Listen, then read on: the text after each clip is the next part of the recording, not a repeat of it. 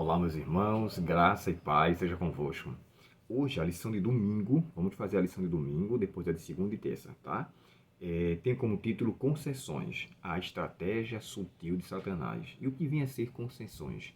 Seria aceitar certas situações de maneira errada, de maneira equivocada, de maneira contrária à verdade. E essas concessões é como se houvesse uma expressão de ceder ou se deixar levar por coisas que na verdade não deveriam ser feitas. Um exemplo, eu sou adventista do sétimo dia e eu sei que à luz da Bíblia o dia termina no horário do pôr do sol. Mas eu tenho um trabalho que me permite ou que me exige de mim uma atuação na sexta-feira até às 20 horas. Então eu vou entrar no sábado. E aí a proposta é feita. Você precisa estar nesse horário para com que você tenha um salário maior ou para que você permaneça na empresa. Eu estou disposto a estar sob minha escolha, aceitar ou não. Eu viver unicamente pela fé nesse sentido, acreditar em Deus e esperar nele a sua providência, ou aceitar aquela situação de maneira que eu acabe me deixando levar e cedendo, ou seja, fazendo concessão com aquela situação, ou seja, entrando em acordo. E as concessões aqui, né, que está sendo tratada, é algo semelhante, porém de uma forma mais estratégica à luz do que o inimigo quer fazer, que é a mentira. Essa estratégia é uma sutileza dele também. Assim como o diabo no passado foi retratado como um dragão, aquele que devorava, que matava, que perseguia, mais adiante ele mudou a sua estratégia. Agora ele é a serpente. A serpente que no Éden enganou, a serpente que no Éden causou todo aquele infortúnio na vida dos nossos primeiros pais. Através de que forma? Concessão. Ele fez com que Eva negociasse, pensasse, repensasse e cedesse ao que ele queria propor. E a gente sabe do fim da história, sabe? Aqui o texto de João 14, verso 6 e João 8, 44 fala de duas coisas extremamente antagônicas. A pessoa de Cristo e a pessoa do diabo. Jesus, ele é chamado de a verdade. Ele é a própria pessoa da verdade. Jesus, ele é a verdade.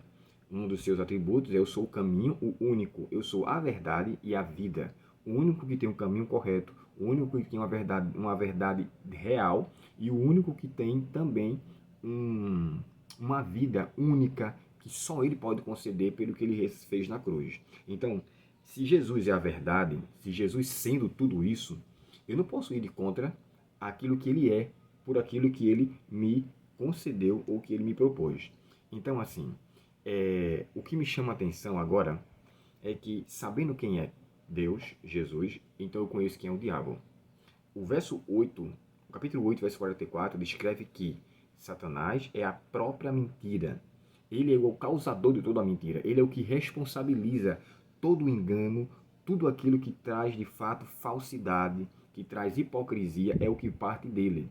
Então ele mescla, é por isso que ele fez uso de uma serpente para enganar Eva. Ele é o arqui-enganador, aquele chefe que engana.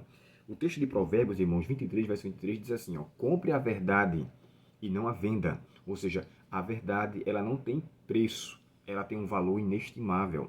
Vale a pena se dar pela verdade, como o texto de Paulo, né? Nada podemos contra a verdade, senão pela verdade. E mais adiante aqui, João 17, 17 diz assim: santifica-o na verdade, a tua palavra é a verdade.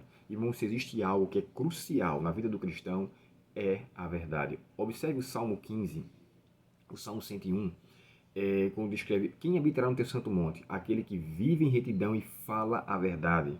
Paulo aos Colossenses descreve: deixai a mentira e falai a verdade, porque vocês vos revestistes do novo homem.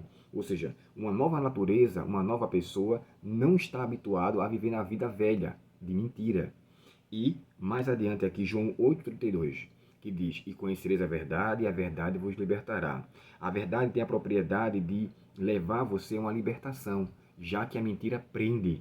Muitos, lamentavelmente, fazem uso da mentira crendo que vão se libertar de um problema imediato, mas fica preso àquilo quando o assunto for retomado. Ele vai ter que voltar a praticar uma outra mentira para sustentar a anterior. Nesse caso, ele fica preso com a mentira. Cristo veio libertar. O próprio Jesus disse, né? Se o Filho vos libertar, verdadeiramente sereis livres. Então, a condição se é se eu quiser. Eu escolho viver pela verdade ou viver na mentira. A mentira, ela é extremamente perigosa e leva à perdição. Apocalipse 22 e o capítulo 22 e 21 fala que ficarão de fora os cães, os idólatras, os efeminados e todos aqueles que amam e cometem mentira. Então, o que é que ele está deixando bem claro? Aqueles que têm essa característica de ser uma pessoa mentirosa não entrarão no reino dos céus. A Bíblia fala, e lá não entrará engano, nem coisa alguma que cometa abominação e mentira. Então, irmãos, sejamos leais a Cristo no tocante a sermos verdadeiros e façamos valer aquele a quem servimos. Servimos a Deus e temos a Jesus. E pela atuação do Espírito Santo, vivemos pela verdade, como diz a primeira carta de João 5, verso 16, quando ele fala, o Espírito é a verdade. Então, vivamos por ela, que Cristo nos liberte da mentira, que Ele nos faça entender que a verdade é o único caminho e que Ele seja crucial em nossas escolhas e decisões, não cedendo à mentira, nem às estratégias, porque o povo que sofreu no passado, sofreu por uma verdade verdadeira, sofreu por uma verdade que eles acreditavam que tinha fundamento, e essa verdade era a pessoa de Cristo. Que essa verdade também inunde o meu e seu coração, desde agora e para sempre. Vamos orar? Querido Pai Celestial, te agradecemos, Senhor, pela paz e pela tua presença e suplicamos que o Senhor nos auxilie pela verdade do Senhor. Dá-nos a tua bênção, nos ajuda a sermos sinceros, pois queremos habitar contigo para sempre. E nos perdoa os pecados, te pedimos por Jesus. Amém. Deus te abençoe, um ótimo dia na presença do nosso Pai Celestial e até o próximo estudo, se Deus quiser.